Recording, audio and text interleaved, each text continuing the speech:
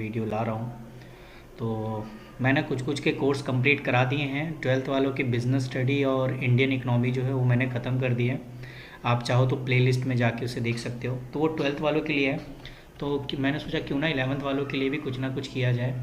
तो 11th वालों के लिए जो है उनके भी जो फर्स्ट टर्म से रिलेटेड जो रिवीजन है वो मैं करा दे रहा हूँ। क्विक रिवीजन है इसे, ठीक है ना। सो नाम से भी पता चल रहा है क्विक रिवीजन है। तो ये चैप्टर नंबर 1 है। तो जिन्होंने चैप्टर नंबर 1 नहीं कर रखा है तो उनके लिए भी बेनिफिट है कि वो चैप्टर नंबर 1 कर लेंगे, और जिन्होंने कर लिया है तो उनकी एक तरह से रिवीजन हो जाएगी, ठीक है ना। तो चलिए क्विक रिवीजन में हम क्या देखते हैं। क्विक रिवीजन में जो आपको सबसे पहले दिखाई देगा वो है कि बुक कीपिंग क्या होती है। Book keeping it is an art of recording, यानी एक तरह से हम ये कह सकते हैं कि बुक कीपिंग का मतलब सिर्फ रिकॉर्ड करना होता है। अगर आपसे कहीं बुक कीपिंग क्या होती है तो सिर्फ रिकॉर्ड करना, ओनली रिकॉर्ड। कौन से? मॉनेटरी एस्पेक्ट या कह सकते हैं मॉनेटरी ट्रांजेक्शन्स को, ठीक है ना। तो इसका मतलब बुक कीपिंग का मतलब एक सिंपल सेंस में ये वाली बात हो गई कि बुक कीपिंग का मतलब है सिर्फ रिकॉर्ड करना। तो ये अकाउंटेंसी से क्यों डिफरेंस है? तो what the mean of accounting? तो अकाउंटिंग में जो है रिकॉर्डिंग के साथ साथ उसमें identify, classify, summarising, interpreting, communicating and financial information related to an organization interested to user, ये सारी चीज़ें एक अकाउंटिंग में होती है। मतलब आप समझ रहे हो ना कि सिर्फ बुक कीपिंग में सिर्फ रिकॉर्ड करना होता है, यहाँ पर रिकॉर्ड के साथ साथ आप आइडेंटिफाई भी करते हो कि कौन सी एसेट है, कौन एक्सपेंस है, कौन सी लाइबिलिटी है, फिर हम उसको उसी के रिगार्डिंग क्लासीफाई करते हैं, ठीक है, देन समराइज करते हैं एंड कम्युनिकेट टू इन्फॉर्मेशन, हम ये सारी इन्फॉर्मेशन उनको प्रोवाइड कराते हैं जो इनके रिगार्डिंग। तो इसका मतलब कह सकते हैं कि जो अकाउंटिंग है वो बुक कीपिंग से बड़ा है। इसलिए यहाँ पर एक लिखा हुआ है कि accounting is wider concept, accounting is wider concept of book keeping, क्योंकि बुक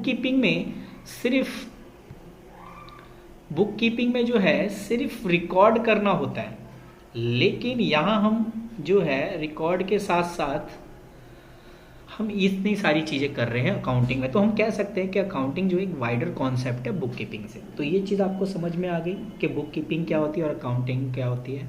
तो चलिए, जब आपको ये दो चीज़ें समझ में आ जाएगी तो तीसरा पॉइंट है मीन ऑफ अकाउंटेंसी। तो अकाउंटेंसी मतलब क्या होता है? तो accountancy refer to the entire body of theory practice of accounting, यानी अकाउंटेंसी के अंदर हम थ्योरिकल चीज़ भी पढ़ते हैं और प्रैक्टिकल चीज़ भी पढ़ते हैं, ठीक है ना। तो इसका मतलब हम कहते हैं अकाउंटेंसी की बुक, इसका मतलब उसमें थ्योरिकल पार्ट भी होता है और न्यूमेरिकल्स पार्ट भी होता है जो हम इसमें करते हैं। तो ये कह रहा है accountancy refer to entire body of the theory and practice of accounting and it is the systematic knowledge of accounting and tell us why and how to prepare the book of account, ठीक है ना। और हमें ये भी बताता है कि हमें बुक को कैसे प्रिपेयर करना है and how to summarise the accounting information to communicate, और हमें किस तरीके से डेटा को, इंफॉर्मेशन को प्रोवाइड कराना होता है, ठीक है। अब बात करते हैं इसके ऑब्जेक्टिव कि हम अकाउंटिंग करते क्यों है, क्या ज़रूरी है अकाउंटिंग करने का, ज़रूरी है क्या अकाउंटिंग करना? तो हाँ, हो भी सकता है ज़रूरी क्यों है। आप देख सकते हो कि पहला पॉइंट कह रहा है पहला ही पॉइंट है, कह रहा है systematic record of business transaction, यानी अगर हमें अपनी बिजनेस ट्रांजैक्शन को सिस्टमैटिक रिकॉर्ड करना है तो हमें अकाउंटिंग की हेल्प लेनी पड़ेगी, क्योंकि अकाउंटिंग में आपका क्या क्या आ जाता है, आइडेंटिफाई, रिकॉर्डिंग एंड क्लासीफाई, ठीक है ना। तो इसका मतलब ये चीज़ तो हमारे समझ में आ गई है कि हमें अकाउंटिंग क्यों करना चाहिए। मेन ऑब्जेक्टिव यही होता है ताकि हम जो है बिजनेस ट्रांजैक्शन जो भी हुआ है उसको हम सिस्टमैटिक रिकॉर्ड कर सकें। जब हम ये पहला ऑब्जेक्ट हो गया, दूसरा ऑब्जेक्ट हो गया calculation of profit and loss, यानी हमें दूसरा ये भी मोटिव होता है कि ये बताना है कि कंपनी में कितना प्रॉफिट हुआ है, कितना लॉस हुआ है। इन सभी चीज़ों का पता लगाने के लिए भी जो है हम अकाउंटिंग करते हैं, ठीक है ना। उसके बाद जब आप ये पता लगा लेते हो कि कंपनी में कितना प्रॉफिट हुआ और कितना लॉस हुआ है, तो फिर अगला काम आपका होता है असेसमेंट ऑफ फाइनेंशियल पोजीशन। आपका ये पता करना कि आपकी कंपनी की फाइनल पोजीशन क्या है, कि आप डूब रहे हो, आपके पास कितनी एसेट्स पड़ी है, कितनी लायबिलिटीज़ वगैरह पड़ी हैं। तो उसके रिगार्डिंग आप जो है आपकी एक फाइनेंशियल पोजीशन पता चलती है कि ठीक है ना, कि आपको लोन लेने की ज़रूरत है या नहीं है, ठीक है, या आपके पास एसेट ज़्यादा है या नहीं है, तो सारी चीज़ें जो है अकाउंटिंग से ही पता चलती है। तो इसलिए इसका भी एक इम्पॉर्टेंट ऑब्जेक्ट होता है। और लास्ट जो ऑब्जेक्ट है आपका वो है provide accounting information to its user and for decision making. ठीक है, तो provide accounting information to its user for decision making means कि अगर हम यूज़र्स, जैसे आपको बताया था 2 टाइप्स के होते हैं, इंटरनल और एक्सटर्नल। तो अगर इंटरनल यूज़र्स हैं तो उसमें आपके ऑनर हो गए, मैनेजमेंट हो गया, तो उन सबको ये इन्फॉर्मेशन दे दी जाती है ताकि उसी के रिगार्डिंग वो डिसीजन ले सके। ठीक है, देन एक्सटर्नल यूज़र भी होते हैं बट उस पर इतना ज़्यादा ध्यान रखें। बट हम ये कहते हैं कि हम जो है ये इन्फॉर्मेशन उनको प्रोवाइड करते हैं, मतलब कह सकते हैं मालिक को प्रोवाइड करते हैं और मालिक उसी के रिगार्डिंग डिसीजन लेता है। तो ये ऑब्जेक्टिव थे जिसके बारे में हम बात कर रहे हैं। अब फंक्शनिंग, ठीक है ना, कि इसका क्या फंक्शन है, क्या क्या फंक्शन करता है। तो देखते हैं क्या क्या फंक्शंस हैं इसके। तो अगर हम फंक्शंस की बात करें तो सबसे पहला पॉइंट कह रहा है मेंटेन सिस्टमैटिक रिकॉर्ड। ये हमने अभी अभी पढ़ा था ऑब्जेक्ट में भी, तो बार बार मैं इसको नहीं बता रहा। और दूसरा ये हमने पढ़ा था, ये सेम डिटो रिलेटेड है आपका ऑब्जेक्ट से, ठीक है ना। तो इसमें मीटिंग गवर्नमेंट रेगुलेशन, यानी सीधी सी बात है कि अगर आप रिकॉर्डिंग सही से रखते हो, अकाउंटिंग वगैरह करते हो, तो आप उसी के रिगार्डिंग गवर्नमेंट के रूल रेगुलेशंस को फॉलो करोगे, देन उसी के रिगार्डिंग आप टैक्स वगैरह पे करोगे। फोर्थ फंक्शन होता है प्रोटेक्टिंग एसेट, बिजनेस एसेट, यानी बिजनेस में कोई एसेट पड़ी है, अब वो गायब ना हो जाए, इसलिए अगर हम उसे रिकॉर्ड कर दें तो बाद में दिक्कत नहीं आ सकती। ठीक है ना, तो इसलिए हम कह सकते हैं कि बिजनेस में जो भी एसेट्स पड़ा है उसको प्रोटेक्ट करने के लिए हम अकाउंटिंग करते हैं। ठीक है ना। उसके बाद है असिस्टेंस ऑफ मैनेजमेंट, यानी हमें जो है मैनेजमेंट के रिगार्डिंग उनको हेल्प, यानी मैनेजमेंट में हेल्प करने के लिए भी अकाउंटिंग ज़रूरी होती है, तो इसमें ठीक है। और लास्ट पॉइंट आप ये वाला याद कर लो, कंट्रोल। ठीक है ना, कि आपको प्रॉपरली कंट्रोल पता रहता है कि आपके कंपनी में क्या हो रहा है क्या नहीं, यानी पूरा कंट्रोल आपको इसके बारे में पता होता है। अब अकाउंटिंग प्रोसेस में क्या क्या चीज़ें इन्वॉल्व होती हैं वो चीज़ देख लेते हैं, क्योंकि आपके एग्ज़ाम के में पूछ सकता है कि अकाउंटिंग साइकिल में क्या क्या प्रोसेस में शामिल किया जाता है। तो सबसे पहले इसमें ट्रांजैक्शन इन्वॉल्व होता है क्या, सबसे पहले हम लेते हैं आइडेंटिफाई दी ट्रांजैक्शंस, यानी पहला काम होता है आइडेंटिफाई फाइनेंशियल ट्रांजैक्शन। तो जब हम ये पता कर लेते हैं कि ये फाइनेंशियल ट्रांजैक्शन है तो हम फिर उसे रिकॉर्ड कर लेते हैं, फिर रिकॉर्ड करने के बाद हम उसे क्लासीफाई करते हैं, फिर उसके बाद समराइज, ये कहीं ना कहीं मीनिंग पता चल रहा है ना, ठीक है ना।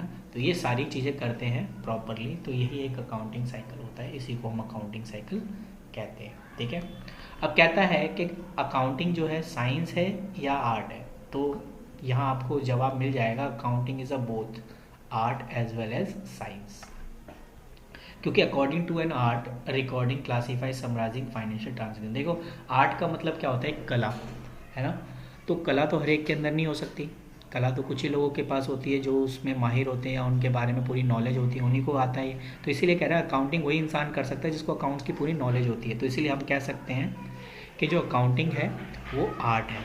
ठीक है, तो इस तरीके से अगर आपसे सिंपल क्वेश्चन पूछे कि अकाउंटिंग साइंस है या आर्ट है, तो ऑब्वियसली बोथ है भाई, दोनों है, तो आपको इसमें कोई दिक्कत नहीं जाएगी।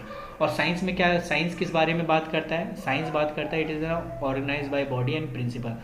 बिल्कुल साइंस जो है कुछ अपनी थ्योरीज पे बात करता है, फैक्ट पे बात करता है, तो इसलिए हम ये कह सकते हैं कि अकाउंटिंग भी उसी प्रिंसिपल्स के रिगार्डिंग है, क्योंकि अकाउंटिंग के भी जो है कुछ प्रिंसिपल्स हैं और ये कुछ नॉलेज पे ही बात करता है, तो इसलिए हम ये कह सकते हैं अकाउंटिंग जो है वो साइंस भी है। तो ये जो मैंने जितने भी हाईलाइट कर रखे हैं प्लीज़ आप इसे अपनी कॉपी में ज़रूर नोट करें, जो कि आपको बहुत ज़्यादा हेल्प करेगी आपके फर्स्ट टर्म के लिए। ठीक है ना। अब बात करते हैं एडवांटेज, इसके क्या एडवांटेज है ये भी देख लेते हैं। तो एडवांटेज अगर हम देखें तो एडवांटेज में सबसे पहले आता है financial information about the business, हमें ये पता चलता है कि हमारी बिजनेस की फाइनेंशियल इंफॉर्मेशन क्या है। फिर मैनेजमेंट को असिस्ट करने में कुछ वर्ड आपको सेम डिट्टो मिल रहे हैं, उसमें आपको कोई दिक्कत नहीं है। रिप्लेस दी मेमोरी, ठीक है ना, तो रिप्लेस यानी मेमोरी को रिप्लेस करने में भी ये हेल्प करता है। ठीक है, क्योंकि हम इसको बार बार रिकॉर्ड कर लेते हैं तो ऑब्वियसली हम इसे भूल नहीं सकते, जब भी हमें कोई चीज़ की ज़रूरत होगी हम डायरेक्ट उसमें उसको निकाल के हम उसके बारे में प्रॉपर स्टडी कर सकते हैं। ठीक है ना। इससे हम कुछ ना कुछ कंपैरेटिव स्टडी तो कर ही सकते हैं, कंपैरिजन कर सकते हैं। एंड ये facilitates settlement of tax liability, ठीक है ना। और अगर हमें लोन लेना हो तो लोन लेने के लिए भी हम जो है अकाउंटिंग कर, ताकि हम ये बता सकें कि हमारे पास इतनी एसेट है, ताकि अगर हम लोन की पेमेंट नहीं कर पाते हैं तो हमारी एसेट बेच के बैंक जो है अपना लोन चुका सकता है, ठीक है ना, मतलब ले सकता है एक तरीके से। तो इसीलिए हम ये भी कह सकते हैं कि अकाउंटिंग किस तरीके से लोन लेने में भी हेल्पफुल है। तो अगला है एविडेंस इन कोर्ट, यानी अगर आप डिसॉल्व हो यानी इंसॉल्वेंट होना चाहते हैं या इंसॉल्वेंट हो चुके हो, लेकिन आपको कोर्ट में प्रूफ करना पड़ेगा कैसे इंसॉल्वेंट हो, तो आपको यही स्टेटमेंट देनी पड़ेगी पूरी, आपको अकाउंटेंसी की पूरी रिगार्डिंग स्टेटमेंट देनी पड़ेगी कोर्ट में, ताकि वो एक हेल्पफुल रहे, ठीक है। Okay, helpful in ascertaining the value of business, बिल्कुल बिजनेस में चलाने के लिए भी ये भी ज़रूरी है, ठीक है। नेट रिजल्ट पता करने के लिए भी हम अकाउंटिंग करते हैं, तो ये भी चीज़ है, कोई दिक्कत नहीं। और ये बार बार चीज़ रिपीट होके आ रही है, help in a certain financial position, तो ऑब्वियसली इसमें भी आपकी हेल्प हो जाएगी, ठीक है। उसके बाद है लिमिटेशन ऑफ अकाउंटिंग। अकाउंटिंग की कुछ ना कुछ लिमिटेशन होती है, क्योंकि कहीं ना कहीं हम कहते हैं एक सिक्के के दो पहलू होते हैं ना हमारे पास, एक हेड एंड टेल। तो हमने जो है हेड तो पढ़ लिया, अब थोड़ा टेल भी पढ़ लेते हैं कि इसके क्या लिमिटेशन, इसकी कुछ सीमाएं होती है, वो क्या है। पहला कह रहा है accounting does not indicate realisable value. Accounting जो है वो रियलाइजेबल वैल्यू को, यानी ये नहीं बता सकता है कि ये कितना सही है, यानी हम ये कह सकते हैं ये 100% ट्रू नहीं है, ठीक है ना।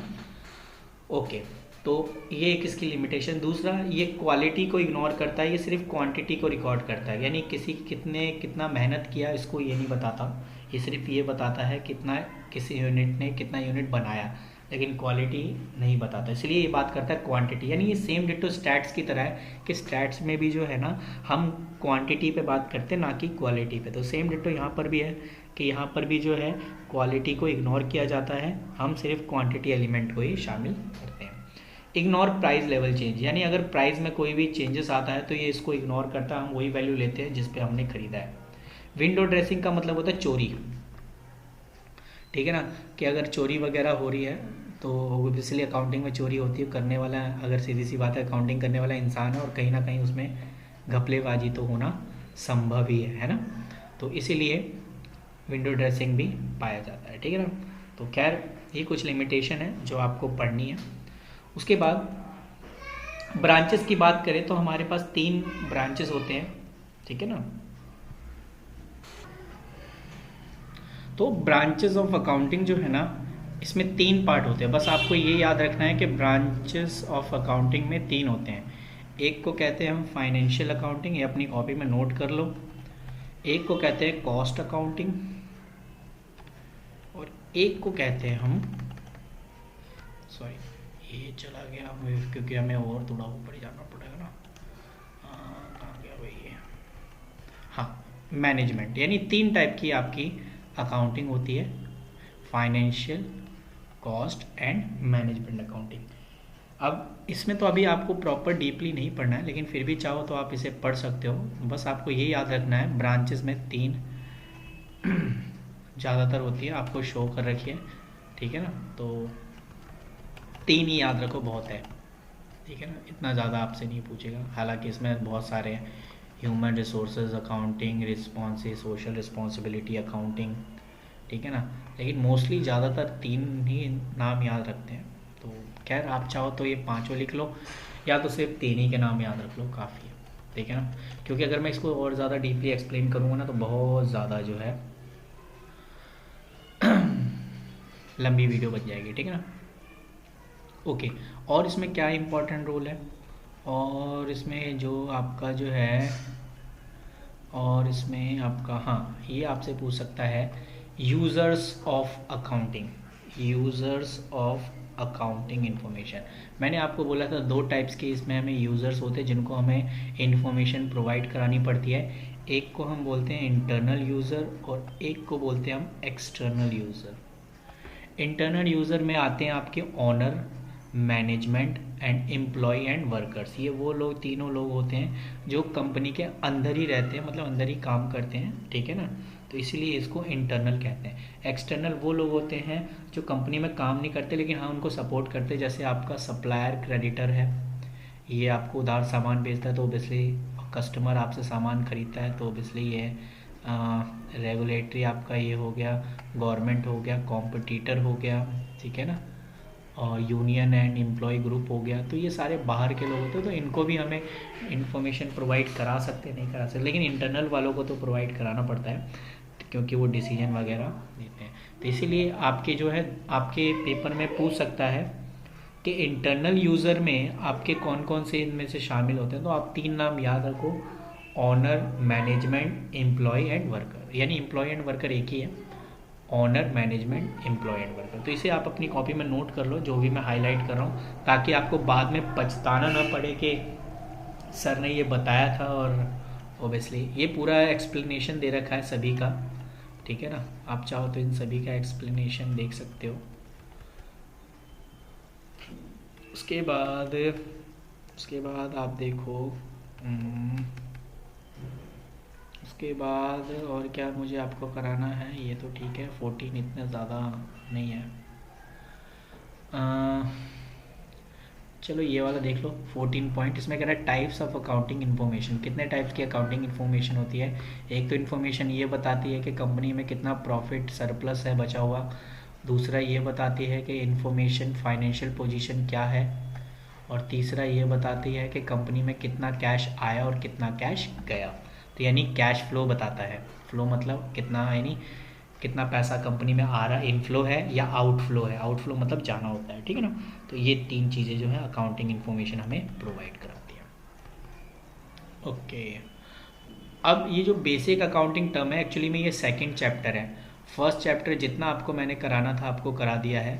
अभी आपका ये 2nd है, बेसिक अकाउंटिंग टर्म, जिसमें कुछ कुछ बातें आपको याद रखनी है। बिजनेस ट्रांजेक्शन्स क्या होते हैं? तो बिजनेस ट्रांजैक्शन वो ट्रांजैक्शन होते हैं जो कैश ट्रांजैक्शन से रिलेटेड होता है, कैश और क्रेडिट। ये लो यहाँ पर मैं इसको हाईलाइट कर रहा हूँ, इसे आप अपनी कॉपी में इतना ही लिख लो कि बिजनेस ट्रांजैक्शन वो ट्रांजैक्शन होते हैं या तो वो कैश में करेगा और या उधार में करेगा, लेकिन हाँ उसके बदले वो पैसा देगा। यानी बिजनेस ट्रांजैक्शन वो ट्रांजैक्शन है जिसमें पैसा देना पड़ता है, ठीक है ना। और नॉन बिजनेस ट्रांजैक्शन वो होता है जो हम भलाई के लिए काम करते हैं, ठीक है। उसके बाद कह रहा है अकाउंट क्या होता है? तो account is a summarise record the transaction related to particular head. यानी हम एक अकाउंट का मतलब होता है एक तरीके से ट्रांजैक्शन रिलेटेड टू पर्टिकुलर। तो ये जो रिकॉर्ड ऑफ, ठीक है ना, कि हम जो हर एक अकाउंट में, जैसे अगर मैंने बोला क्रेडिटर का अकाउंट, इसका मतलब है हम उसके क्रेडिटर के अकाउंट में रिकॉर्ड करेंगे कितना पैसा आया कितना पैसा गया वगैरह के हिसाब से, ठीक है ना। उसके बाद कैपिटल। कैपिटल का मतलब आप जानते ही हो, जितना पैसा इन्वेस्ट किया जाता है ऑनर के थ्रू इन बिजनेस, ठीक है ना। यानी बिजनेस में जो भी पैसा लगाता है उसी को क्या बोलते हैं? कैपिटल बोलते हैं, ठीक है ना। ओके, अगला पॉइंट है ड्राइंग। ड्राइंग क्या होती है? जब कोई इंसान पर्सनल यूज़ के लिए पैसा निकालता है तो उसको क्या बोलते हैं? हम ड्राइंग बोलते हैं, ठीक है। उसके बाद आपका है लाइबिलिटी। लाइबिलिटी मीन ओन यानी पेबल, यानी एक तरह से ये कह दो, सिंपल सा मीनिंग है, ओन या पेबल तो दिखाई दे रहा है ना। एक सिंपल सा बात करते हैं कि कंपनी में जितने भी उधार होते हैं या जितनी भी लाइबिलिटीज़ होती है जिनको पे करना है, पेबल यानी अभी तक पे नहीं किया है, पे करना है, उसको लाइबिलिटी बोलते हैं। एक सिंपल सा टर्म, इसको भी अपनी कॉपी में लिख लो कि एक तरीके से ये कह रहे हो कि इट अमाउंट, ये वो अमाउंट होता है जिसको पे करना होता है बिजनेस को आउटसाइडर टू दी ऑनर, ठीक है ना। ऑनर को पे करना था आउटसाइडर वालों को। अब वो चाहे तो बैंक से आपने लोन लिया उसकी पेमेंट करनी है, या क्रेडिटर से अगर आपने उधार सामान खरीदा है तो उसकी पेमेंट करनी है। यानी पेबल यानी फ्यूचर में आपको पे करना है उसके लिए, उसको बोलते हैं हम लाइबिलिटी। ये 2 भागों में बटी होती है, एक को बोलते हैं हम करेंट लाइबिलिटी, एक को कहते हैं non current liability. Current liability वो लाइबिलिटी होती है जिनकी पेमेंट हमें 1 साल के अंदर अंदर करनी पड़ती है, उन्हीं को हम बोलते हैं करेंट लाइबिलिटी, ठीक है ना। आपने ये पढ़ा होगा, आपको रिवाइज करा दे रहा हूँ। और वो लाइबिलिटी जिनकी पेमेंट हम 1 साल के अंदर नहीं पे कर पाते, मीन्स आफ्टर 1 ईयर पे करते हैं, तो उसको हम बोलते हैं नॉन करेंट लाइबिलिटी, जिसमें आपका debenture and long term loan आ जाता है। याद रखना, आपके एग्जाम में जरूर पूछ सकता है in which are related to non current liability या करेंट लाइबिलिटी, तो आप उसको उसी तरीके से जवाब देना होगा, ठीक है ना।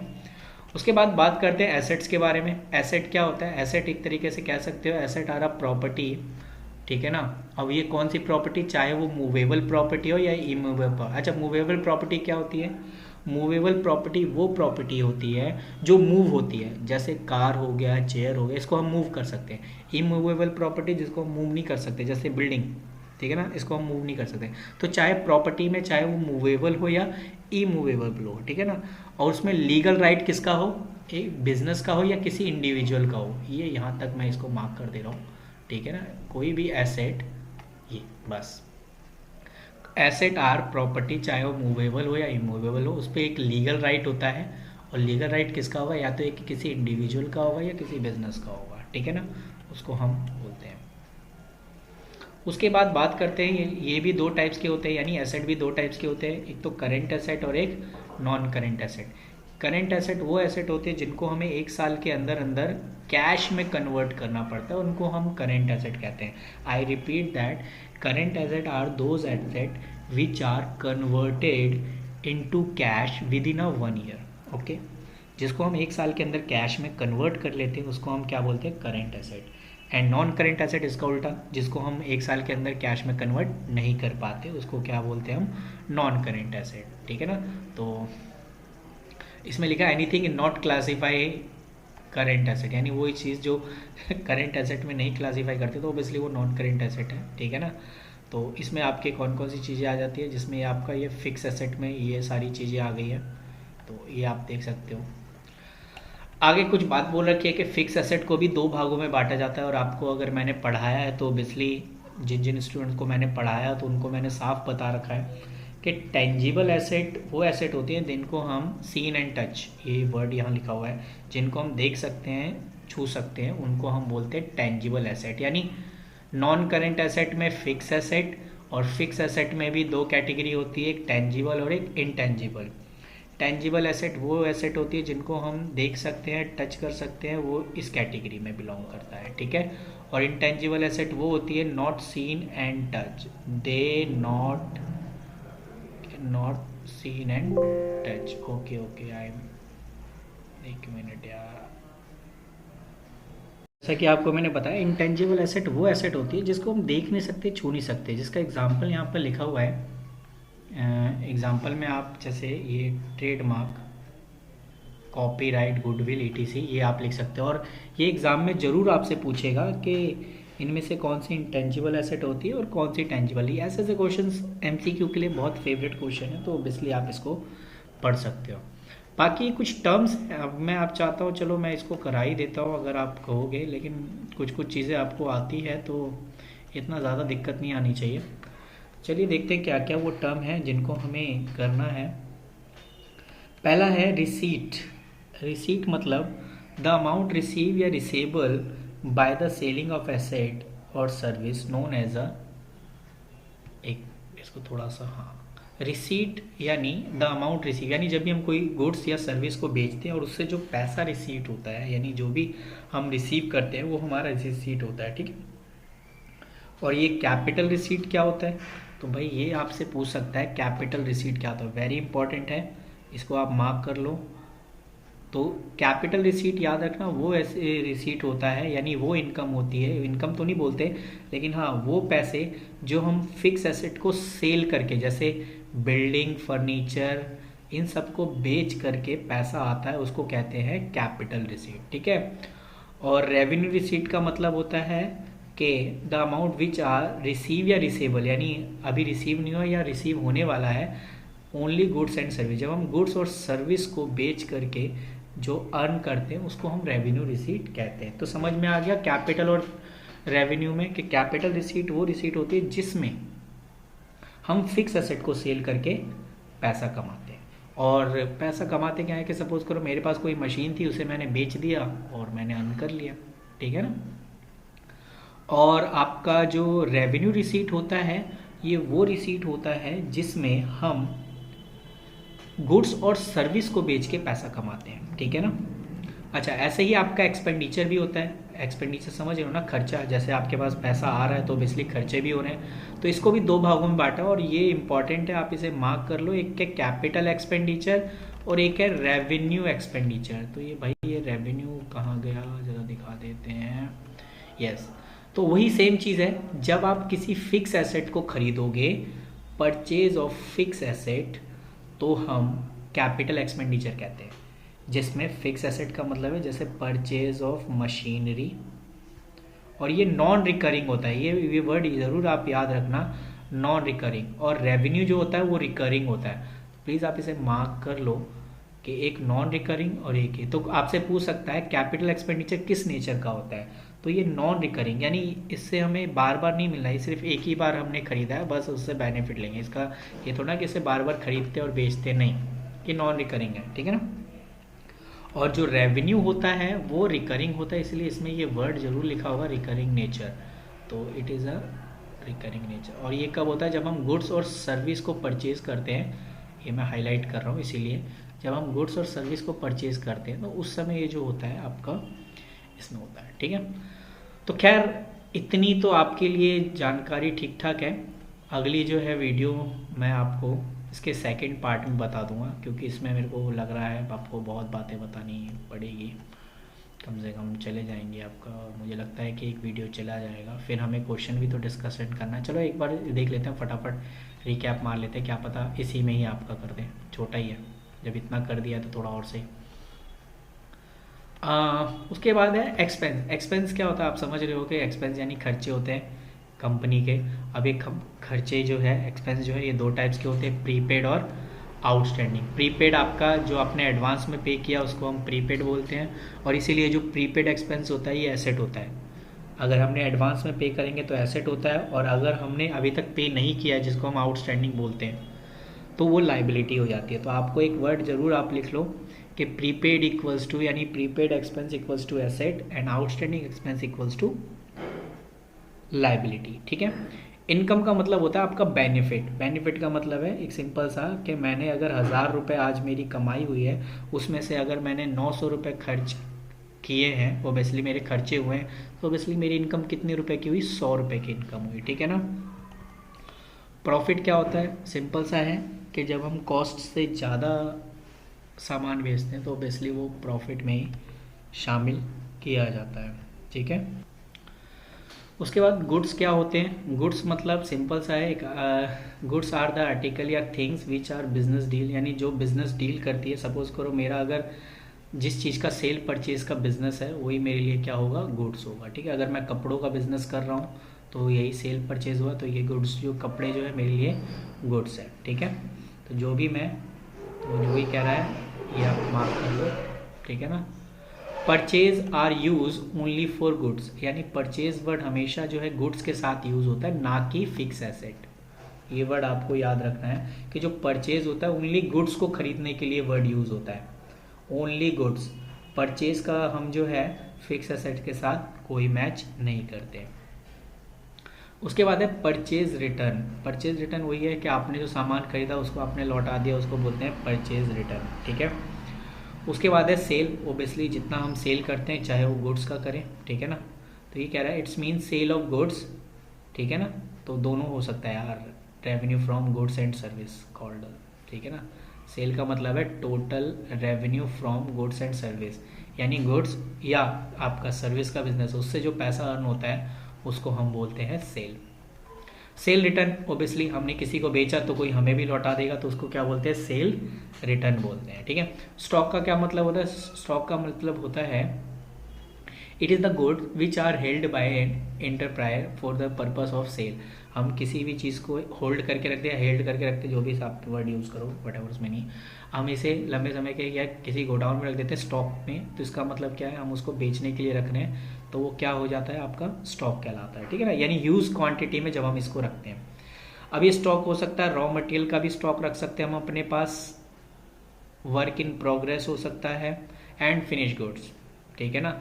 तो वर्क इन प्रोग्रेस का मतलब है वो मटेरियल जिसका अभी इस्तेमाल हो रहा है सामान के बनने में, उसको हम बोलते हैं स्टॉक ऑफ रॉ मटेरियल, ठीक है ना। यानी जिसका जो है हम इस्तेमाल किसके लिए कर रहे हैं, सामान को बनाने के लिए, ठीक है ना। और ये रॉ मटेरियल हो गया सामान को बनाने के लिए अभी यूज़ में ला रहे हैं, और एक वो होता है जो यूज़ में आ रहा है, मतलब कार्य प्रगति पे, जिसको हम हिंदी में वर्ड यूज़ करते हैं वर्क इन प्रोग्रेस, यानी उसका अभी इस्तेमाल कर ही रहे हैं। और रॉ मटेरियल का मतलब भी था हमने उसका इस्तेमाल नहीं किया, हम इस्तेमाल करने वाले हैं, उसको बोलते हैं स्टॉक ऑफ रॉ मटेरियल, ठीक है। ट्रेड रिसीवेबल मतलब इसे दो टर्म से मिलके बना है ट्रेड रिसीवेबल, ठीक है ना। तो देखते हैं क्या है ट्रेड रिसीवेबल में। तो देखो ट्रेड रिसीवेबल दो चीज़ों से मिलके बनता है, जिसको हम बोलते हैं एक तो डेटर एंड बिल रिसीवेबल। याद रखना, डेटर और बिल रिसीवेबल से मिलके जो है ट्रेड रिसीवेबल बनता है। अब ये डेटर क्या होता है? डेटर वो लोग होते हैं जिसको हम उधार सामान बेचते हैं, सेल करते हैं, यानी यहाँ लिखा है गुड्स सोल्ड ऑन क्रेडिट, ठीक है ना। तो इसका मतलब है जब हम किसी को उधार सामान सेल करते हैं क्रेडिट पे, तो उसको हम क्या बोलते हैं? डेटर बोलते हैं। और बिल रिसीवेबल, हम डेटर से ही जो है एक बिल बना लेते हैं, क्योंकि क्या पता डेटर पैसा लेके भाग जाए, तो उसी के लिए हम क्या बना लेते हैं? एक बिल बना देते हैं। और वो जो बिल एक्सेप्ट करता है वो डेटर करता है कि वो जो है कहता है कि मैं इसकी पेमेंट 3 महीने बाद पेमेंट कर दूंगा, तो आप एक बिल बना दो। तो वो जो बिल होता है उसको हम बोलते हैं बिल रिसीवेबल। तो ये किस पे बनाया जाता है? डेटर पे बनाया जाता है। क्यों बनाया जाता है? ताकि विश्वास रहे कि ये बंदा आके पैसा दे देगा। ट्रेड पेबल एंड क्रेडिटर, ऐसे ही जब हम किसी से उधार सामान खरीदते हैं तो वो क्रेडिटर होता है। याद रखना, जिसको हम उधार सामान सेल करते हैं वो होता है डेटर, और जिससे हम उधार सामान खरीदते हैं वो होता है क्रेडिटर। और क्रेडिटर जो होता है हम पे जो बिल बनाएगा उसको हम बोलते हैं बिल्स पेबल, ठीक है। यानी क्रेडिटर ने हम पे जो बिल बनाया उसको बोलेंगे हम बिल्स पेबल। उसके बाद है कॉस्ट। चलो आपको पता है कॉस्ट क्या होता है। डिस्काउंट क्या होता है? डिस्काउंट जो होता है एक तरीके से रिडक्शन होता है, ठीक है। रिडक्शन किस में? Goods, price of goods sold, यानी जब हम कोई सामान बेच रहे होते हैं तो उस समय उसको डिस्काउंट दिया जाता है। यानी डिस्काउंट का मतलब आप समझ गए हो कि एक तरह से रिडक्शन देना जब हम सामान को बेचते हैं तो उस समय आपको दो टाइप के डिस्काउंट आपको मिलेंगे, ट्रेड डिस्काउंट और कैश डिस्काउंट। इन दोनों का अलग अलग मतलब होता है। ट्रेड डिस्काउंट कब दिया जाता है? जब आप क्या करते हो?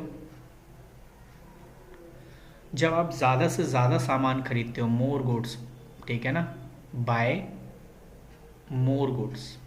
जब आप कोई चीज़ सामान ज़्यादा खरीदते हो तो उस समय जब आपको डिस्काउंट दिया जाता है वो ट्रेड डिस्काउंट होता है। और कैश डिस्काउंट जो होता है वो एक तरीके का इनकरेज होता है डेटर को, एक तरीके से कह सकते हैं लालच देना, कि वो अगर टाइमली पेमेंट करता है या जल्दी पेमेंट करता है तो उस समय उसको जो है थोड़ा सा डिस्काउंट दे दिया जाएगा, ठीक है ना। तो ये होता है कैश डिस्काउंट। तो दोनों में फ़र्क समझ में आ गया होगा। ट्रेड डिस्काउंट वो डिस्काउंट होता है जब हम ज़्यादा क्वांटिटी में सामान खरीदते हैं तो उस समय जो डिस्काउंट दिया जाता है वो होता है ट्रेड डिस्काउंट। और जो वाउचर हो सॉरी जो कैश डिस्काउंट होता है वो डिस्काउंट होता है जब हम डेटर से सडनली या टाइम टू टाइम पेमेंट करवाएं या उससे पहले ही पेमेंट करवाएं, तो उस समय जो हम डिस्काउंट देते हैं वो कैश डिस्काउंट होता है, ठीक है। तो खैर ये आपको डिस्काउंट पल्ले पड़ गया होगा। अब बात करते हैं वाउचर्स की। तो वाउचर एक तरीके से कह सकते हैं ये डॉक्यूमेंट्री एविडेंस होता है बिजनेस ट्रांजेक्शन्स के लिए, ठीक है ना। यानी हम जो भी ट्रांजेक्शन कर रहे हैं उसमें एक तरीके से एविडेंस का काम करता है, क्योंकि आपको पता है जो भी बिजनेस होता है वो रिटर्न में होता है, और अगर रिटर्न में है तो वो एक तरीके से एविडेंस के तौर पे काम होता है। तो voucher is a documentary evidence support of transactions, ठीक है ना, जो एक तरह से कह सकते हैं कि ट्रांजेक्शन के टाइम पे जो है रिटर्न एक एविडेंस होता है। तो ये कुछ पॉइंट्स थे आपको जो मुझे बताने थे। ये आपका पार्ट 1 हो सकता है जिसमें मैंने आपको सिर्फ बेसिक चीज़ें पढ़ाई है। नेक्स्ट क्लास में क्या होगा, क्विज़ खेलेंगे हम, और क्विज़ मैंने ऑलरेडी यहाँ पे सेट कर रखा है, तो हम इसमें से कुछ ना कुछ क्विज़ खेलेंगे और आपको साथ साथ आंसर भी बताते रहेंगे, ठीक है ना। तो चलिए मिलते हैं आपसे अगली क्लास में जिसमें हम क्विज़ की जो है प्रैक्टिस करेंगे। तो आप अपना ध्यान रखिए और पेपर की तैयारी करिए। और अगर आप नए हैं तो बिल्कुल यार चैनल तो सब्सक्राइब करना बनता है ताकि आपको नए नए अपडेट मिलते रहें, ठीक है। चलिए, थैंक यू।